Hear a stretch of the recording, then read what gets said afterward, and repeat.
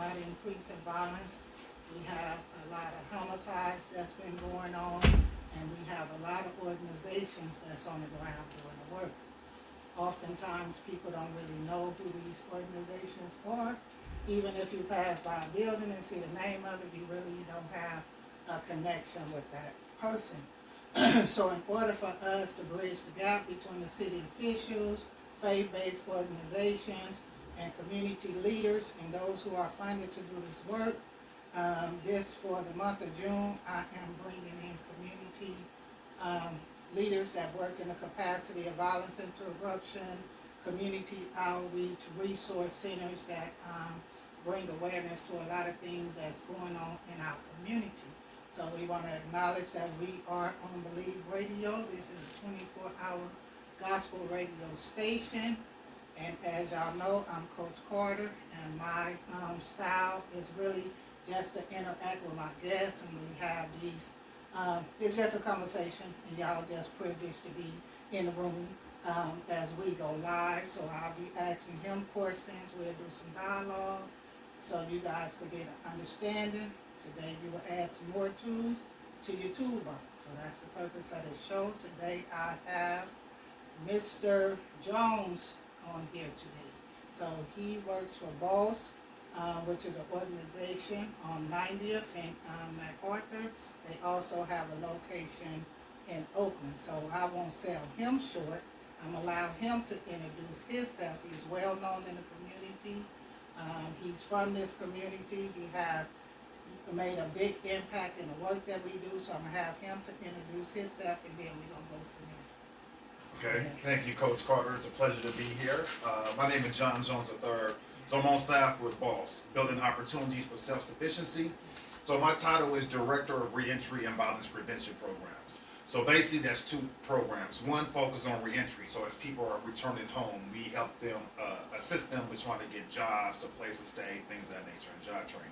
And then with the violence prevention programs, we're working with folks like yourself, Department of Violence Prevention, really focus on interrupting these retaliatory cycles of violence while also being in a position to help people in our community with the services that we provide as an organization. Okay, that's good. So how did you become involved in this type of work? I would say two things, really. Honestly, was born into it, right? Just being born and raised in East Oakland, the things that we experienced was sadly normal for us. That includes incarceration and violence. The second part was desperation. So after I did my last prison stint, I was released in 2012. But I couldn't find a job or a place to stay because I had a record. So here I am with 2 strikes. I'm like, okay, do I go back to the block and then I run the risk of going to prison for the rest of my life, my 3rd strike, or should I be involved in organizing? And that's the path I took. Just being involved with the things that I was first experiencing and then seeing what the community was experiencing. Okay, so what are some of the problems you face in your work? Ooh. I don't think we have You a long got enough 30 show. minutes to an hour, so Right. come on. I'll make it quick. I think for me, here's the challenge. The first is I'm gonna look at it in 2 ways. I'm gonna call it proximity, and this is what I mean. So folks like you, myself, we're on the ground in real time. We're responding to the needs of people in real time. There's a lot of people in Oakland, whether they're elected officials or even part of other organizations. They're receiving funding, but to be honest, they're not really doing the work. And part of the reason why that's a challenge because a lot of these organizations don't hire from the community, right? So if you get someone not born from Oakland and all of a sudden they're hearing about Oakland and they're supposed to go do outreach, we're not seeing that happen. So I always tell people it's not a matter of whether or not resources exist, it's a matter of do you have the network to reach the people who really need to know about it? Or are you actually on the ground? Are you visible? So that's the first piece, proximity, just being aware. This other challenge, I call it just hopelessness. There is a real feeling that people just don't have hope, whether it's for their life, for the future. They don't know how they're going to get through the day, and we're seeing this, right? Like, if you don't have hope for yourself, then you don't have value for yourself. And if you're not valuing yourself, then you don't have value for someone else. So we see that really with violence. So for me, it's when I say hopelessness, that's really a mental health issue. And I think we got to do a better job of discussing the impact of mental health, or should we say mental well-being. So speak to that mental well-being, because I find out that's a lot of excuses when it comes to this work. The first thing is somebody say they got a mental health issue and all that. But growing up, we all had somebody, an uncle, somebody that stayed in the room that they kind of like hid, you know, because he had those type of mental health issues. but it was always that one kid or that one person that could go in there and talk to him, wake him up, and he was just the same as everybody else. So I think it's an excuse a lot of times when we do say mental health, because I have experienced friends having children with mental health issues, and there's so many bare minimum of resources. You know, the first thing they do is 5150, and they stay in the hospital 24 hours to 72 hours. Then they're going back home to that same environment with no tools and no resources.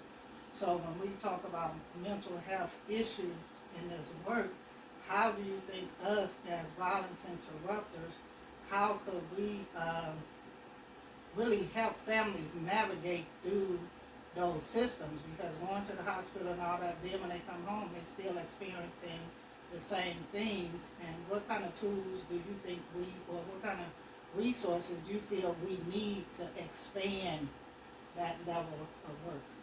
Oh, that piece you just named. I mean, it's so real. It's needed. Let's start with this. So there's a couple of parts to this, right? So we start with resources. I mean, if we really break down what a violence interrupter is, we take on way more than we really supposed to. Because again, we know the needs are there. So for me, I always encourage my team to really focus on what the task is, because it's overwhelming. You know, we're out here and we can't be everything to everybody, sadly.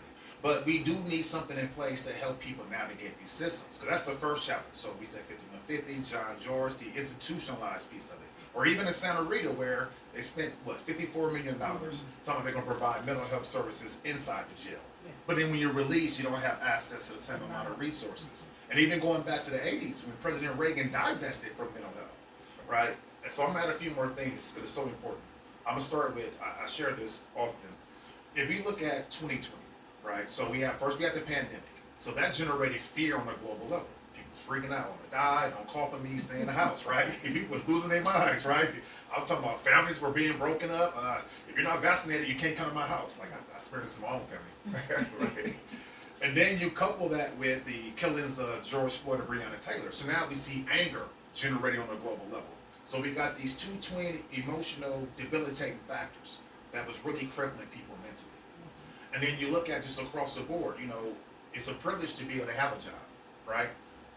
People were sheltering in place with their abusers. So we're talking about trauma. Some of it is multi-generational. Some of it is, you know, a person's own personal experiences. So one of the things I find useful is training on trauma, right? So, you know, like when we on the scene, not personalize it, because this person responded from a place of trauma that could potentially be triggered from another event, not just while we're there.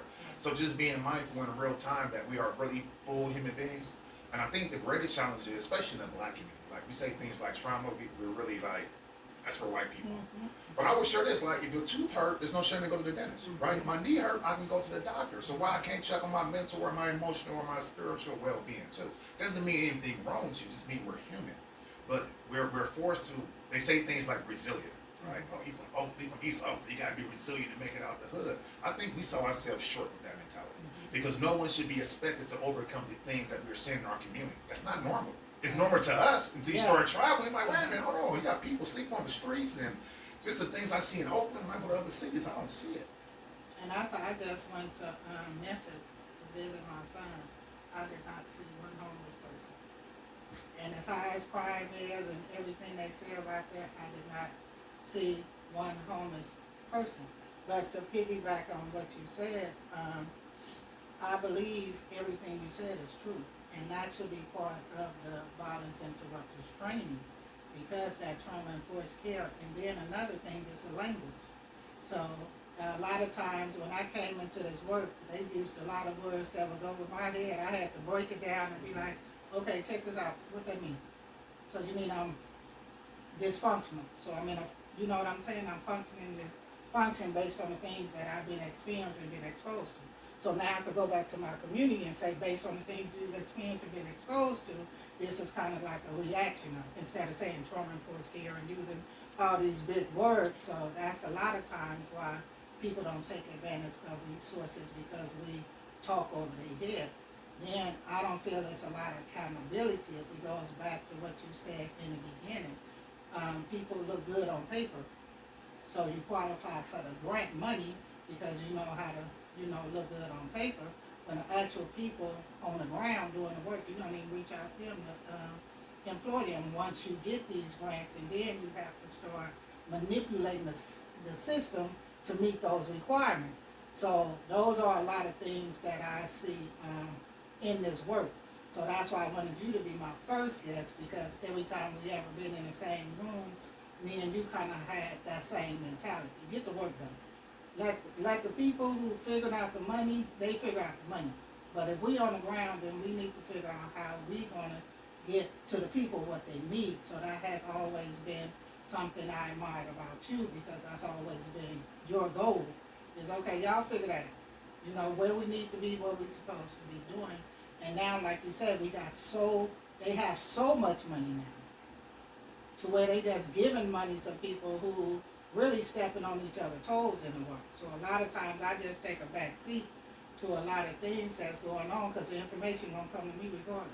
You know, so just how do you manage that? You know, with working with a new team coming, because for a while, Youth Alive was the only organization that had violence interrupters, and it's a formula to how we do the work. You know, we went through the training, we went to conference, we did all kind of stuff. But now you got the money, you just hiring people. So now the way we navigate the scenes, and sometimes with me, I work with homicide families. So sometimes the way I navigate the scene, people be looking at me like, is she working with the police? Is she on the staff? Is she a chaplain? You know, because I'm from this community. So normally when I pull up, people be like, oh, there go Nina. So now they give me, the family recognize me, so that means I can go speak to the police on your behalf. I don't work with the police, but I'm like, okay, y'all good? They treating y'all right? Okay, now let me see what's going on. Now I can come back and say, okay, well, they saying the coroners will be here within the next 45 minutes. So now I'm giving them information to calm the family down. So then the other violence interrupters looking at me like, okay, well, who is she and where she come from? Because we sit in the rooms together and do this so-called training, but we never establish a relationship with each other.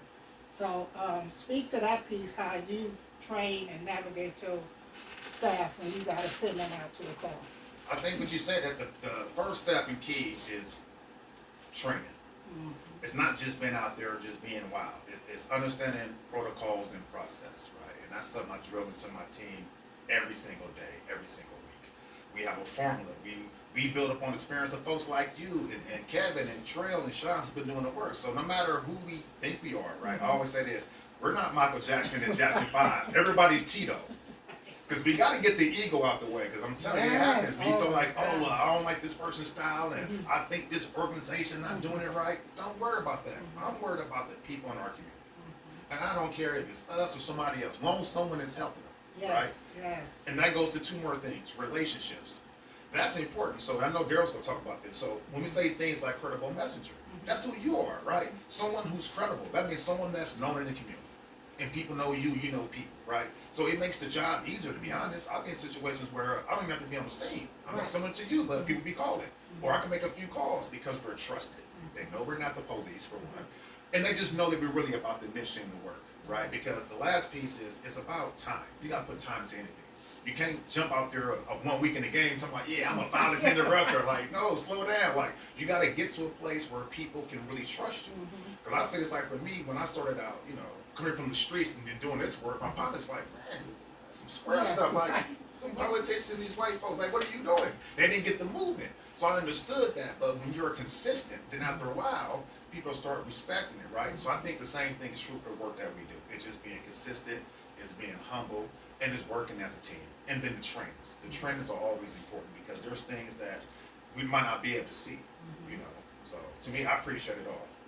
And for me, even I'm the type that when I come to a scene, I like to know who's on the scene, where you from, let's exchange numbers. So then I tell them, okay, I know the detective on the scene, so let me get some information, because I like the scene. I don't like a lot of drama, I don't like a lot going on. So oftentimes I try to do that engagement, you know, so y'all, I ain't here to step on y'all toes, you know, and don't step on mine, but let me get what I can, and then we navigate. And then I appoint somebody, so now you report back, because I'm finna deal with the family on the homicide or whatever. So that's how I go to the scene. So a lot of times I don't get that pushback, but sometimes you got them guys who like, she a female, how she finna come navigate that scene, you know, and then I laugh because I'm like, I don't even wanna be here. You know what I'm saying? That's why I'm trying to get your number so I could dispatch you to be there because there's so much other stuff to this work. Because we all know when we do meet a family or we do a bedside visit, and once you get with that person, we are limited on the resources. We can relocate you, we can get you up out of here, but have we navigated for you to survive in that city or where we sent you to? Who's finding out the resources in those cities? So my job go beyond that. So that's why I'm saying being at the scene is the bare minimum. When it's time for him to be released, he just got shot at his house on that block. We can't send him back to the house. So those are the other resources that's outside. That's why I always ask, what's your vision for your organization? So people think I'm crazy. Let's go beyond that school. Because a lot of these cats, we can't say, well, Amazon hiring.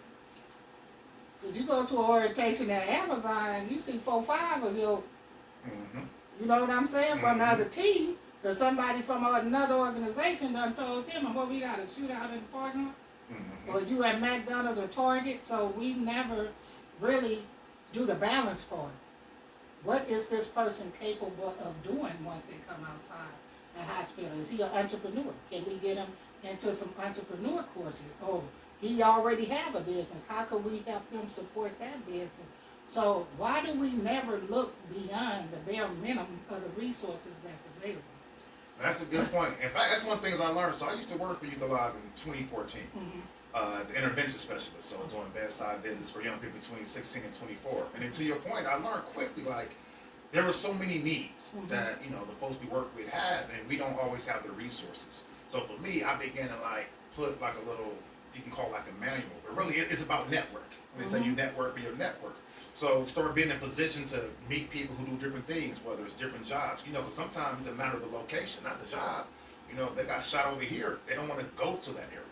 Or if they got beef, sometimes they're not going to tell us. So being in a position to where, okay, well, I know some folks in the trades, right?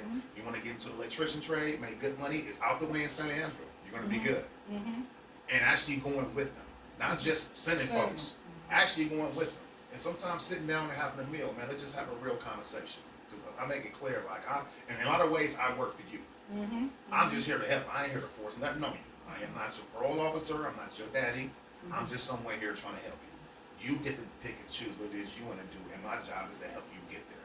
So that way, it's more buy-in from them. Because I think a lot of times folks are always told what to do, right? So it's not that where we're saying is wrong, but if that's not what you want to do, why do that?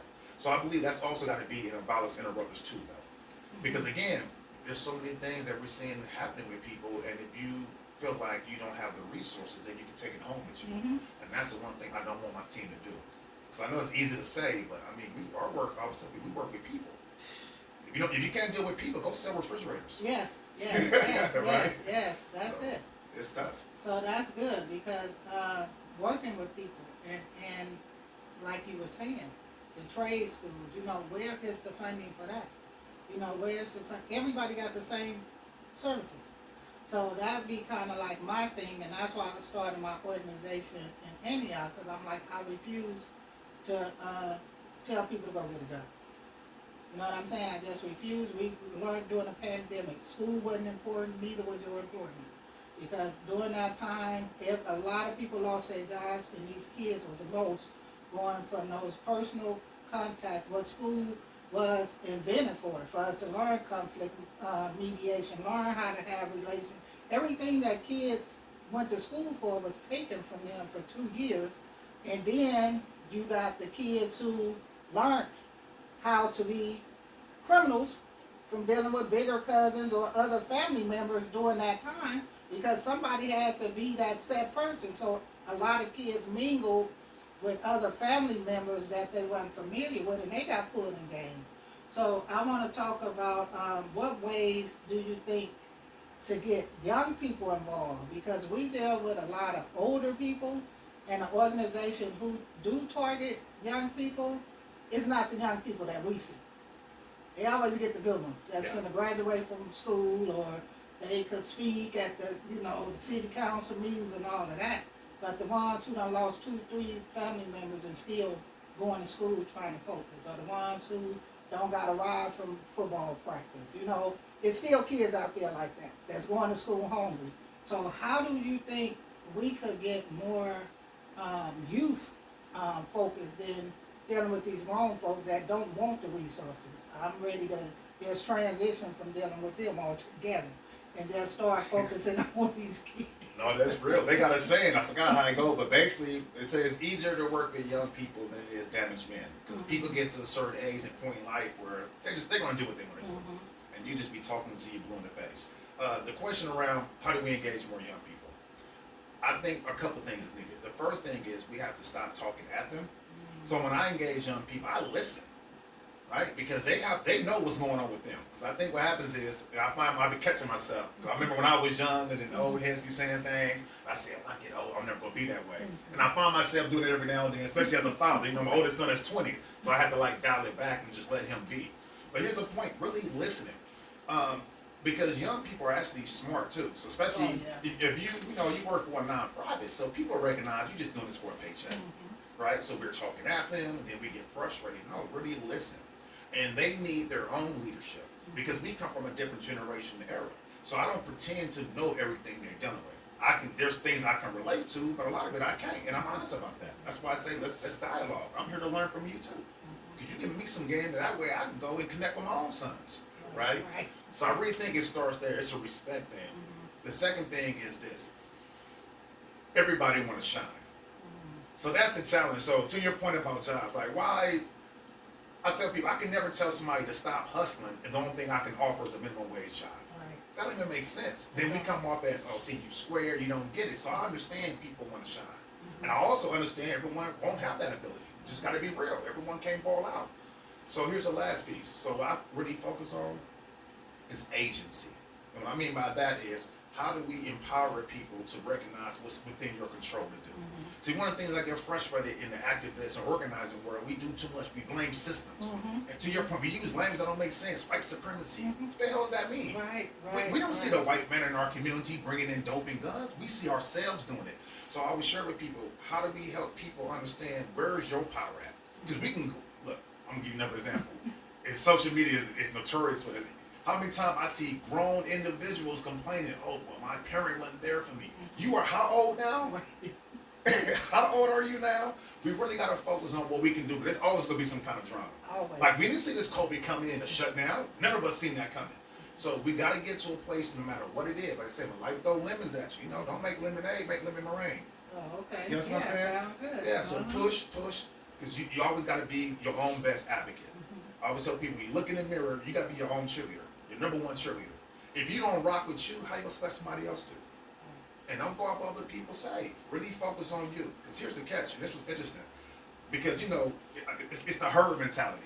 So if you talk to people and everyone in a room, everybody ain't gonna really be honest or real. You know what I mean? Because they're worried about what other people say. I'm telling you, I definitely see this in prison.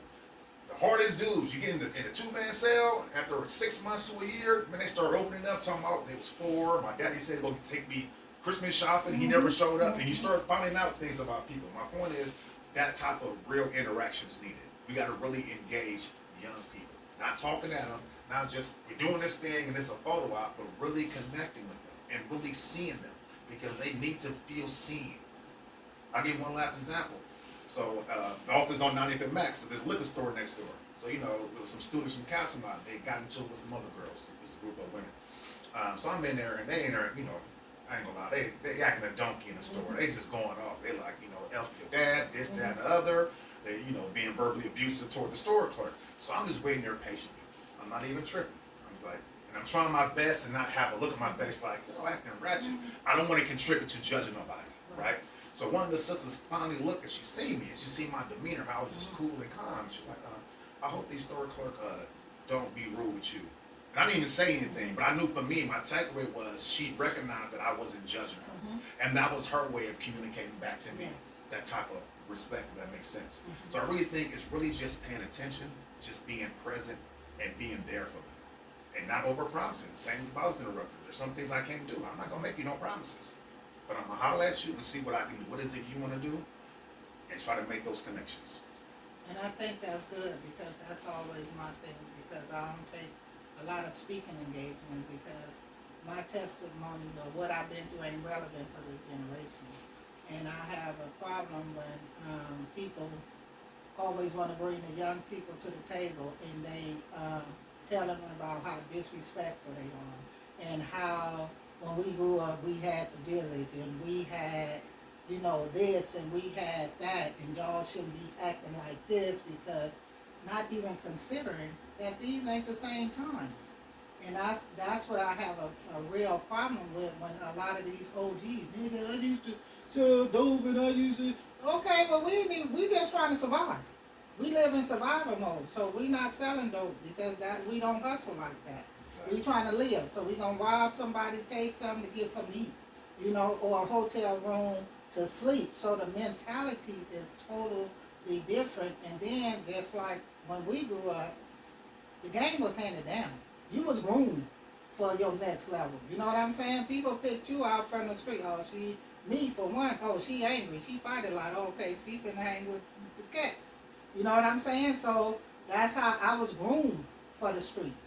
So I didn't just come in it and just start doing. They groomed me based on my personality. So you could see some kids and be like, especially these kids now, they just in survival mode. So for me to sit them down and tell them, that's like bragging rights to me. Because a lot of these kids have been in these foster homes that they done ran away from because the people not treating them right. So then they out here homeless for real, in real time, sleeping in cars, and then the first thing we say is, respect me. So could you speak to Absolutely. You know what? And it's funny, right? Because as you were talking, I'm thinking about, I remember having a conversation with somebody. They was talking about, man, I'm so sick and tired of these youngsters sagging. I said, man, let's talk about that for a minute. Mm-hmm. I'm worried about whether or not this youngster's going to live. Mm-hmm. I'm worried about them not being killed or choked out by the police or being in poverty. If he pulled his pants up, would that guarantee him a job at Google or Apple? Like, let's have a real conversation. To your point, like, people talk about respect, but respect is something you give.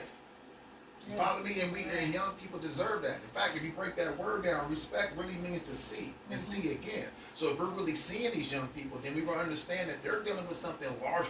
I really feel sorry for them. Man. Because you said it, like, man, we came up in the 80s. I joked about this. I remember a comedian said this. Like, back in the day, you can do something stupid, OG will pop out the bushes. Don't do that, youngster. That gets you 5 to 10. Yes. So you're right. The young people, they don't have that same structure because they started incarcerating the leadership, locking up folks who really passed the game down. And here's the other piece too. See, we didn't have social media. Oh my, social media is the devil. I mean, it can be used for good things, don't get me wrong, but here's a perfect example. So when people say stuff like, oh man, these kids are soft nowadays, they worry about bullying. I said, you gotta remember something. When I went to Castlemont and you bullied me, the only person who knew was me and you and whoever we told. We didn't have the ability to put that on social media. Right. So now, if I had a problem at Castlemont, my mama could pull me out and say, okay, so I'm gonna put you in Fremont or Skyline. You can't pull me out of Castlemont today and send me to James Logan because they got social media there too. And then we'll start seeing the increase of young people committing suicide. I really think we got to stop judging. And I think that's really it's about us, more about us than them, if that makes sense. Like, we want to feel like, even when my cousin was saying this, like the Mount Westmore concert, the rap concert, he went there talking, oh yeah, see, this is what it's about, OGs having a good time. I said, cuz you forgot, man, in '89, they killed somebody at the NWA concert. Right. Like, we wasn't doing anything better than this young generation. In fact, it's our fault. Yes. They looked up to us. Yes. We the bigger brothers and uncles and even fathers. So these kids was watching us, getting off the porch, doing the nonsense we were doing, and that's why it's our job to come back and give, because we got to correct that piece. We set a poor example. I own that. And that's what I say. I tell people all the time, we owe what we know.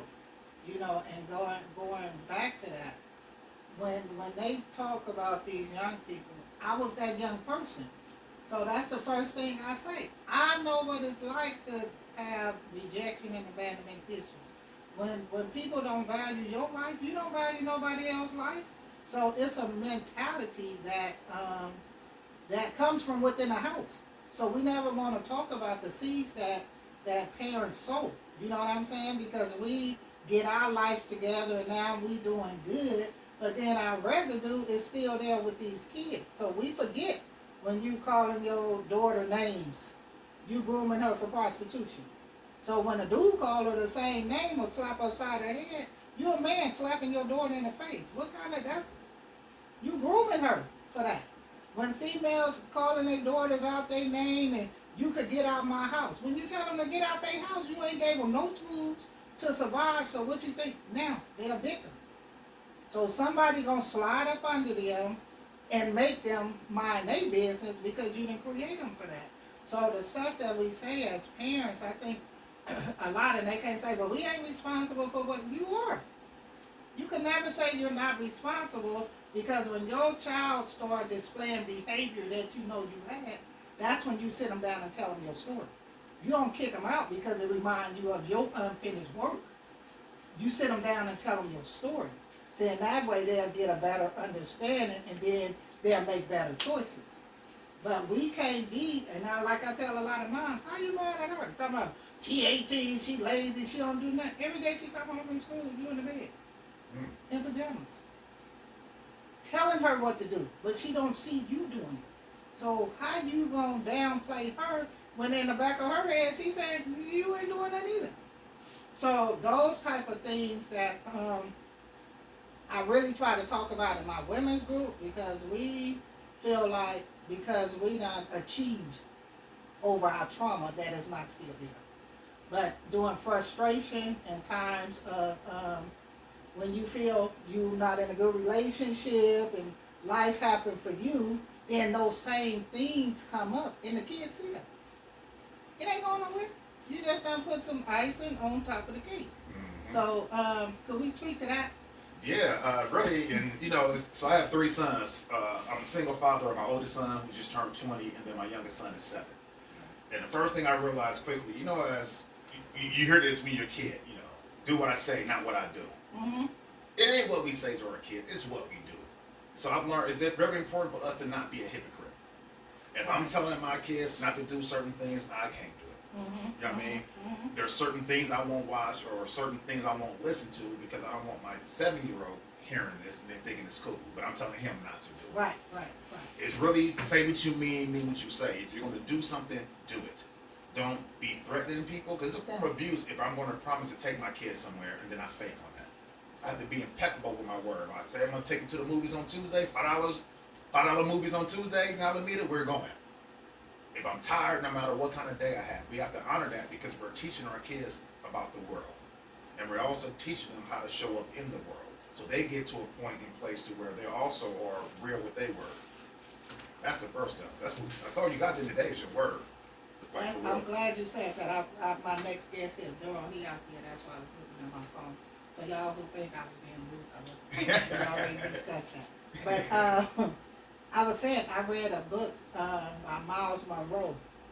And it was some years ago, because I have 4 sons. So I really struggled trying to come from out the street so they wouldn't have to experience certain things. So when I was reading that book, it's called Kingdom Parenting. And he was saying how we get on our kids about a lot of stuff, but we the first ones who sowed those seeds. So soon as the phone ring and it's the bill collector, what your parents say?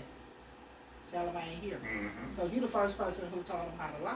Mm-hmm. You know what I'm saying? So when they come and lie to you, then now you got a problem with that. And then he was saying how a lot of things that we learned as ladies growing up, how your grandma used to say, make sure you keep some change to yourself. Your husband don't have to know everything. Those are the first people that taught you how to build no trust in a relationship, because you're telling me stuff to keep from my partner. When I'm going into a marriage, then everything should be on the table. So it's just, I think it has a lot to do with something wrong with our internet.